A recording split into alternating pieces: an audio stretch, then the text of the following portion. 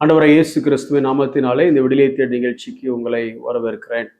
நடைமுறை கிறிஸ்துவம் என்கிற தலைப்பின் கீழே ரோமர் 12வது அதிகாரத்திலிருந்து நம்ம கற்றுக்கொண்டிருக்கிறோம். குறிப்பாக பவுல் ரொம்ப அழகா இவ்வளவு பெரிய இரக்கத்தை பாராட்டின அந்த தேவனுக்கு நீ பதிலா எப்படி வாழணும் அப்படின்னு சொல்லி வாழும் அந்த காரியத்தை விளக்கும் பொழுது அழகா டிவிஷன் பை டிவிஷனா, அதாவது ஒரு தனிப்பட்ட மனிதனா ஒரு கிறிஸ்தவனா நீ எப்படி வாழணும், ஒரு கிறிஸ்தவ சமுதாயம் சபை என்கிற அந்த சமுதாயத்துக்குள்ள எப்படி வாழணும், புறஜாதிகள் மத்தியில, அதாவது இந்த கிறிஸ்துவை அறியாதவர்கள் மத்தியில நீ எப்படி வாழணும், சரி விடு, உன்னை பகைக்கிறவங்க, உன்னை விரோதிக்கிறவங்க, உனக்கு எதிராக நிற்கிறவங்களை நீ எப்படி ட்ரீட் பண்ணணும், அதற்கடுத்து எப்படி எல்லாரும் ஒரு அரசாங்கத்து கீழே தானப்பா இருப்போம், அந்த அரசாங்கத்து கீழே எப்படி வாழணும் அப்படின்னு சொல்லி எழுதுறாரு.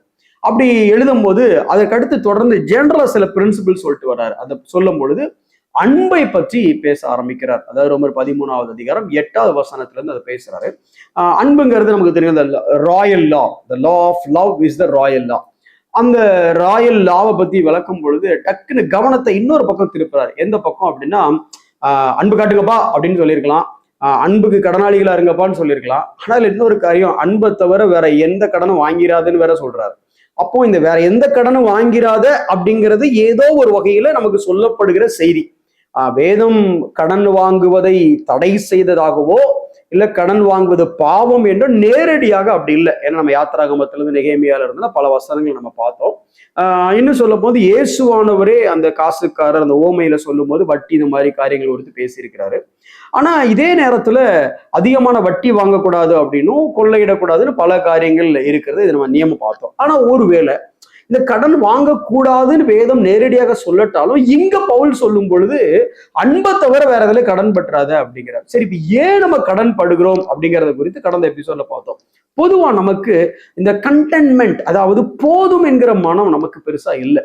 நம்ம எப்போதுமே பாத்தீங்கன்னா ஒரு காரியத்துல உறுதியா இருக்கிறோம். என்னன்னா, வளரணும் பிரதர். அதாவது கூரை வீட்டுல இருந்தோம் அப்படின்னா ஒரு மாடி வீட்டுக்கு போனோம், மாடி வீட்டுக்கு போனா ஒரு அப்பார்ட்மெண்ட்டுக்கு போனோம், அப்பார்ட்மெண்ட்டுக்கு போனா சொந்தமா விழா வாங்கணும், விழா வாங்கினா ஒரு காட்டேஜ் வாங்கணும். இப்படி வளர்ந்துகிட்டே இருக்கிறோம். ஒரு சைக்கிள் வச்சிருந்தா பைக் வாங்கணும், பைக் வச்சிருந்தா கார் வாங்கணும், கார் வாங்கணும், இன்னும் 2 கார் வாங்கணும். இப்படி தப்பு நான் சொல்ல வரல, ஒரு விஷயத்துல வளர மறந்துட்டோம். என்ன அப்படிங்கிறீங்களா? இன்னும் கொஞ்சம் பைபிள் படிக்கணும், இன்னும் கொஞ்சம் ஜெபம் பண்ணணும், இன்னும் கொஞ்சம் பக்தி வைராக்கியமா இருக்கணும், இன்னும் கொஞ்சம் ஆண்டவரை தேடணும், இன்னும் அவருக்கு பிரியமா வாழணும், இன்னும் பாவத்தை ஜெயிக்கணும், இன்னும் வசனத்தை கை கொள்ளணும். அந்த விஷயத்துல வளர மறந்துடுறோம். அப்ப பிரச்சனை என்ன அப்படின்னா, எதுல வளர்ந்தா எல்லாத்துலயும் வளரலாமோ அதை விட்டுட்டு இதுல வளர்றதுக்கு முயற்சி பண்ணிட்டே இருக்கிறோம். அதாவது எப்படின்னா, இந்த சைக்கிள்ல பிரேக்கையும் பிடிச்சிட்டு ஏத்தத்துல மிதிக்க முடியல பிரதர், மிதிக்க முடியல பிரதர். பிரதர், நீங்க பிரேக்கை விட்டாதான் ஏத்தத்துல வண்டி ஏறும். இல்ல பிரதர், இது ஏத்தம், அதனாலதான் கஷ்டமா இருக்கு. ஏன் பிரேக் பிடிச்சிருக்கிற சார்? பிரேக்கை விட்டா வண்டி ரிவர்ஸ்ல போயிடும் சார், வண்டி ஒரு நாளும் போவே போகுது மேல. பேசிக்கா இதான் நம்மளுடைய கான்செப்ட். நம்ம நல்லா பிரேக்கை பிடிச்சிப்போம், கஷ்டப்பட்டு மிதிச்சு வண்டியை மேல கொண்டு போய் பாடாப்பட்டு மேல போவோம். பிரேக்கை உடுப்பா அப்படின்னா ஐயோ வண்டி பின்னால போயிருப்போம். பிரதர், கடவுளுக்கு நேரம் கொடுங்கன்னா, பிரதர் நான் டூ பிஸி பிரதர், நான் கடவுளுக்காக நேரம் கொடுத்து பைல் பிடிச்சி ஜோம் பண்ணிட்டு இருந்தா ஆபீஸ்க்கு லேட்டா போயிடுவேன், வண்டி சைக்கிள் பின்னால போயிடும்னு சொல்ல வரோம். ஆனா இங்க இந்த பிரேக்கை சரியா பிடிச்சதை விடாத வரைக்கும், இந்த உலகத்தை பிடிக்கிறத விட்டுட்டு ஆண்டரை பிடிக்கிறத அந்த காரியத்தை செய்யாத வரைக்கும் வண்டி ஏறவே ஏறாது. அது ரொம்ப சிம்பிளா சொல்ல போனா, மாட்டை முன்னால கட்டி வண்டியை பின்னால கட்டணும், நாம வண்டியை முன்னால கட்டி மாட்டை பின்னால கட்டிட்டு இதுதான் பிரதர் கரெக்டு, இதான் ப்ராக்டிகலி பாசிபிள் அப்படிங்கிறோம். அதுதான் பிரச்சனை. முதலாவது என்ற ராஜ்யத்தையும் அவரோட ரீதியும் தேடணும் அப்படின்னா இந்த மாதிரி பிரச்சனை நமக்கு இல்லை. ரெண்டாவது, இந்த கண்டென்மெண்ட், அதாவது நம்ம ரோமர் 13:8 தான் படிக்கிறோம், மற்ற ஒன்றிலும் ஒருவனுக்கும் கடன்படாதிருங்கள் அப்படின்னு இருக்கு. பேசிக்கா நீங்க யோசிச்சு பாருங்க, கடன் அப்படிங்கும் பொழுது மணி தான் ஒரு பெரிய இன்வால்மெண்ட்ல. இந்த உலகத்துல 2 விஷயத்துல கடன் படலாம். ஒண்ணு அன்பு, இன்னொன்னு என்ன கடன் பட்டாலும் அதனுடைய முடிவு பணமா தான் இருக்கும், அல்லது ரூட் காஸ்ட் பணமா தான் இருக்கும். ஒருத்தர் வண்டி கடன் படுறோம் அப்படின்னா வண்டிக்கான பணம் அல்லது வண்டியை வித்து பணத்தை கொடுக்கணும், இல்ல பணத்தை கொடுத்து அந்த வண்டியை வாங்கணும், ஏதோ ஒன்று அப்படித்தானே. ஸோ எனிவே பணம் அப்படிங்கிறதா. ஸோ கடன் அப்படின்னு எடுத்துட்டாலே அன்பு கடன் ஒன்று இருக்கு. அதுக்கு அடுத்து கடன் எந்த கடனா இருந்தாலும், வீட்டு லோனா இருந்தாலும் சரி, கார் லோனா இருந்தாலும் சரி, இல்ல எஜுகேஷன் லோனா இருந்தாலும் சரி, எனி லோன், த ரா மெட்டீரியல், த கமாடிட்டிஸ் மணி, அவ்வளவுதான். அதுல பணம் தான் இன்வால்வ். பணத்தை குறித்து வேதம் என்ன சொல்லுது நம்ம படிச்சோம் அப்படின்னா, கடனை குறித்து நம்ம புரிந்து கொள்ளலாம். வசனத்தை வாசிக்கிறேன். எபிரேயர் 13வது அதிகாரம் 5வது வசனம். நீங்கள் பண ஆசை இல்லாதவர்களாய் நடந்து உங்களுக்கு இருக்கிறவைகளை போதும் என்று எண்ணுங்கள். இந்த எண்ணுங்கள்ங்கிறது ரொம்ப ஒரு முக்கியமான ஒரு வார்த்தை. ஆஹ் இதே மாதிரி வார்த்தை நீங்க எங்க பார்க்கலாம் அப்படின்னா, நீங்க உங்களை அந்த ரோமர்ல படிக்கும் பொழுது, நீங்க இயேசுவோடு மரித்து, இயேசுவோடு புதைக்கப்பட்டு, இயேசுவோடு உயிர்த்து, இயேசுவோடு அந்த புதிய வாழ்க்கையை வாழுகிறவங்கள எண்ணுங்கள். அதை நினைச்சுக்கோ. அதை நான் பார்க்கல, அது பார்க்கலன்னா லிட்டரலா என்னால அது எல்லாம் எக்ஸ்பிளைன் பண்ண முடியாது. ஆனா I should consider, I reckon அப்படின்னு இருக்கு. இங்க ஏறக்குறைய அந்த மாதிரி தான். அதாவது போதும்னா போதும், அவ்வளவுதான். எல்லாரும் சொல்லுவாங்க அது எப்படி இல்ல, எண்ணுங்கள், டிட்டர்மைன் பண்ணுங்க. அதுக்கு அடுத்த வார்த்தை என்னன்னா, இப்போ நீங்களே சொல்றீங்க இது போதும் அப்படின்னு நான் வந்து சொல்லுவேன். அது எப்படி பிரதர் போதுங்கிறீங்க? இப்படியே வாழ்ந்தா உலகத்துல எவன் பிரதர் மதிப்பான்? நாளைக்கு நம்ம பிள்ளைகளுக்கு நல்லது கெட்டதுன்னா, ரெண்டாவது நம்ம பிள்ளையோட எதிர்காலத்துக்கு நம்ம யோசிக்க வேண்டாமா அப்படின்னா, அதுக்கு அடுத்த வரி என்ன சொல்லுது அப்படின்னா, நான் உன்னை விட்டு விலகுவதும் இல்லை, உன்னை கைவிடுவதும் இல்லை. பணம் உன்னை விட்டு நிச்சயமா விலகும். பணம் நிச்சயமா உன்னை கைவிடும்.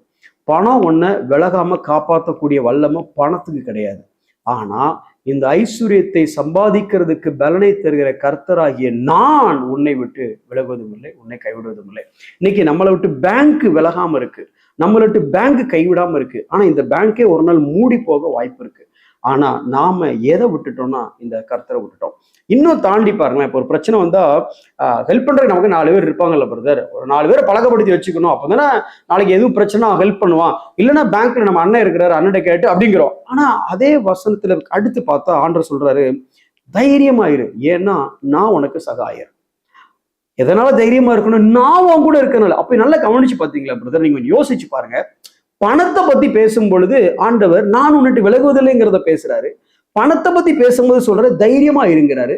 பணத்தை பத்தி பேசும்போது சொல்ற நான் உனக்கு உதவி செய்யறேங்கிறாரு. அப்போ பேசிக்கா இன்னைக்கு உலகத்துல இருக்க எல்லாருக்கும் என்னன்னா, பணம் அதிகமா இருந்தா எல்லா உதவியும் நம்ம பெற்றுக்கொள்ளலாம்.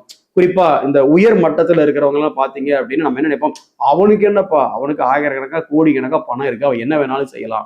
அப்ப பணம் தான் அவன் இருக்கிறதுனால வாழ்க்கை நல்லா இருக்கும் நம்ம நினைக்கிறோம். அப்ப அவனு என்ன நினைக்கிறான் அப்படின்னா, எது இருக்கோ இல்லையோ நம்ம பணம் இருக்கு, இந்த பணத்தை கொடுத்தா யாருனாலும் வருவாங்க, யாருனாலும் காரியத்தை செய்வாங்க, எந்த உதவினாலும் இந்த பணத்தினால பெற்றுக்கொள்ளலாம்ங்கிற எண்ணம் எல்லாத்துக்குமே இருக்கு. ஆனா ஆண்டவர் என்ன சொல்றாருன்னா, அதுதான் தப்புங்கிறாரு. பணம் உனக்கு உதவி செய்யாதுங்கிறாரு. நீங்களும் நானும் இந்த உலகம் என்ன சொல்லுதுன்னா, பணம் நமக்கு உதவி செய்யும்னு சொல்லுது. ஆனா அவர் என்ன சொல்றாருன்னா, பண ஆசை இல்லாதவனா இருன்னு சொல்லிட்டு உதவியை பத்தி பேசுறாரு. அப்ப என்ன அர்த்தம்னா, நீ நினைக்கிற எனக்கு உதவிக்கு பணம் தேவை, பணம் இருந்தா எனக்கு பணம் உதவி செய்யும், பணம் என்னை விட்டு விலகாது, பணம் என்னை கைவிடாது நீ நினைக்கிற. ஆனா அவர் என்ன சொல்றாருன்னா, அந்த பணத்தை சகாயரா நினைக்காத, பணத்தை உனக்கு ஹெல்ப்பரா நினைக்காத, நான் உனக்கு சகாயர், நான் உன்னை விட்டு விலக மாட்டேன், நான் உன்னை கைவிட மாட்டேன். ஏன்னா நீ என்ன வைக்கக்கூடிய இடத்துல பணத்தை வைக்கிற. 2 எஜமான்களுக்கு ஊழியம் செய்ய முடியாதுன்னு தேவன் சொல்லும் பொழுது, ஒரு எஜமானாக தன்னையும் இன்னொரு எஜமானாக பிசாசையும் சொல்லல, இன்னொரு எஜமானாக பணத்தை தான் சொன்னார். இங்கேயும் அதே தான். கம்பாரிசன் யாருக்கும் பாத்தீங்களா? கம்பாரிசன் தேவனுக்கும் பணத்துக்கும். அதாவது உங்களை என்னையும் பார்த்து என்ன சொல்றாருன்னா, என்னப்பா நான் கைவிட்டுருவேன்னு சொல்லி பணம் காப்பாத்திருன்னு போயிட்டியப்பா, அதான் மெசேஜ். இப்போ என்னப்பா நான் உனக்கு பெரிய ஹெல்ப்பரா இல்லைல்ல, இப்போ உனக்கு பணம் தான் பெரிய ஹெல்ப்பர், கரெக்டா? பண ஆசை இல்லாதவர்களா இருங்க. அப்போ நம்ம எப்போ கடன் வாங்கி இதெல்லாம் வாங்கி பெரிய பெரிய காரியங்களை செய்யறோம் அப்படின்னா, இந்த பணம் இருந்தா எனக்கு எல்லாம் முடியும், அடுத்து மனுஷன் எனக்கு என்ன செய்வான்னு சொல்லலாமே அப்படின்னா, யாரை கண்டு பயப்படணும் அவசியம் இல்லை. அவன் என்ன நினைப்பான், இவன் என்ன நினைப்பான், பணம் வந்தா கூட அவன் என்ன நினைப்பான், இவன் என்ன நினைப்பான்னு கௌரவத்தை காப்பாத்துறதுக்காக பல காரியங்கள் செய்யறோம்.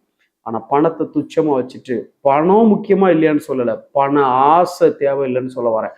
பண ஆசை இல்லாம கர்த்தர் எனக்கு சகாயர் அப்படிங்கிற எண்ணம் உங்களுக்குள்ள வந்துச்சு அப்படின்னா, இந்த காரியம் மனுஷனை பத்தி இல்லை, யாரை பத்தியும் நம்ம கவலைப்பட மாட்டோம். அதனாலதான் பவுல் தீமோத்திக்கு எழுதும் போது எழுதுறாரு, 1 தீமோத்தி 6வது அதிகாரம் 6வது வசனம், ஊழியக்காரர் தீமோத்தி, ஊழியக்காரங்களா இருக்கிற நாம கண்டிப்பா இதெல்லாம் ரொம்ப யோசிக்க வேண்டிய ஒரு காரியம். அதுல சொல்றாரு, போதும் என்ற மனதுடனே கூடிய தேவ பக்தியை மிகுந்த ஆதாயம். ஒரு காம்போ பேக், எப்படி பிரியாணி வாங்கினா ஒரு சிக்கன் 65 காம்போவா தருவாங்களோ, அதே மாதிரி இங்க போதுங்கிற மனமும் தேவ பக்தி, இந்த காம்போ தான் சூப்பரா ஒர்க் அவுட் ஆகும். சார் பிரியாணி சாப்பிட்டு கோக் குடிச்சாதான் சார் அது ஃபீலா இருக்கும், அந்த ஃபீல் இருக்குல்ல, அது செய்ய தப்பா? அது தப்பு தான், ஓகேவா, வேண்டாம். ஆனா இங்க போதுங்கிற மனத்தோட தேவ பக்தி, பண ஆசையோட தேவபக்தி இல்லை. இப்ப நம்ம ஊர்ல எப்படி ஆயிடுச்சுன்னா, தேவபக்தியே எதுக்கு வருதுன்னா, ஏதாவது பணம் வேணும்னா தான் தேவபக்தி வருது, ஏதாவது தேவை இருந்தா தான் தேவபக்தியே வருது, தேவையின் அடிப்படையில தான் தேவபக்தியே வருது. ஆனா ஆண்டவர் சொல்றாரு, எனக்கு எதுவுமே வேணாம் ஆண்டவரே, எனக்கு இருக்கிறது போதும், ஆனா உன் மேல பக்தியா இருக்கிற, அதுதாண்டா மிகுந்த ப்ராஃபிட்டுங்கிறார். இப்போ உங்களுக்கு ப்ராஃபிட் வேணுமா, லாஸ் வேணுமா? நாம தேவ பக்தியா இருக்கிறது எல்லாமே நம்மளுடைய தேவைக்காக. ஆனா வேதம் சொல்லுகிறது, ஊழியக்காரனா இருக்கிற திமோத்தி, நீ போதுங்கிற மனதோட இருக்கும் போதும் தேவ பக்தியா இரு, அதுதான் மிகுந்த ப்ராஃபிட். உண்ணவும் உடுக்கவும் உனக்கு உண்டா இருந்தா அது போதும். உனக்கு தேவை என்ன, அது கிடைக்குதா? எத்தனையோ பேருக்கு இது எல்லாம் கிடைக்கல. அடிக்கடி நீங்க உங்க பிள்ளைகள்கிட்ட, இல்ல நம்ம பிள்ளைகள்கிட்ட சொல்ல வேண்டிய காரியம் என்ன அப்படின்னா, உங்களுக்கும் எனக்கும் கிடைச்சது இந்த உலகத்துல நிறைய பேருக்கு கிடைக்கல. நம்ம பாக்குறோம், நமக்கு முன்ன இருக்கிறவங்கள பாரு, நமக்கு மேல இருக்கிறவங்கள பாரு, சார் உங்களுக்கு கீழே இருக்கிறவங்களே பாருங்க. ஏன்னா நீங்க வந்த நிலைமைய மறந்துடாதீங்க. நாம எங்க இருந்து இங்க வந்தோங்கிறத நம்ம மறந்துடவே கூடாது. இன்னைக்கு நமக்கு கிடைக்கப்பட்டது எல்லாம் தேவனுடைய கிருபை.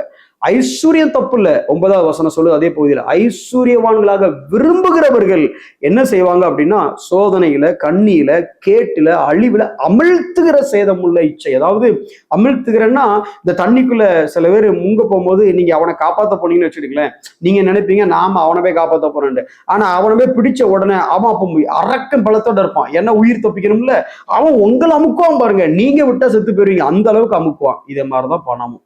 நாம போய் ஐஸ்வர்யம் வந்தா ஐஸ்வர்யம் நம்மளை காப்பாத்திருன்னு சொல்லிட்டு நாம போவோம். ஆனா போனதுக்கு அப்புறம் அந்த ஐஸ்வர்யம் நம்மளை அமுக்கி நம்மளை காப்பாத்த ஆள் இல்லாம போயிடும். அதைத்தான் அங்க பவுல் சொல்றது.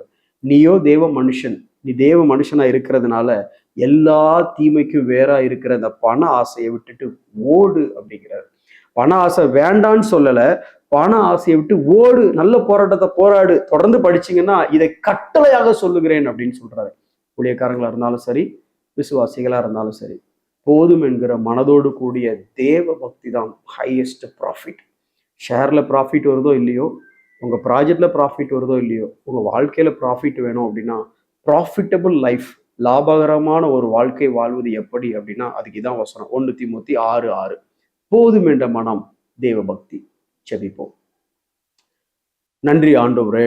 அப்பா, ஐஸ்வர்யவான்களாக ஆக நாங்கள் விரும்பாதவர்களாகவும், பண ஆசை இல்லாதவர்களாகவும், போதும் என்ற மனதோடு கூடிய தேவ பக்தி தான் அதிகமான ப்ராஃபிட். எங்களுடைய சகாயர் நீர், எங்களுடைய நம்பிக்கை நீர் என்பதை உணர்ந்து ஆண்டவரே, உம்மை சார்ந்து வாழ எங்களுக்கு நீர் உதவி செய்யும். இயேசுவின் நாமத்தில் பிதாவே, ஆமென்.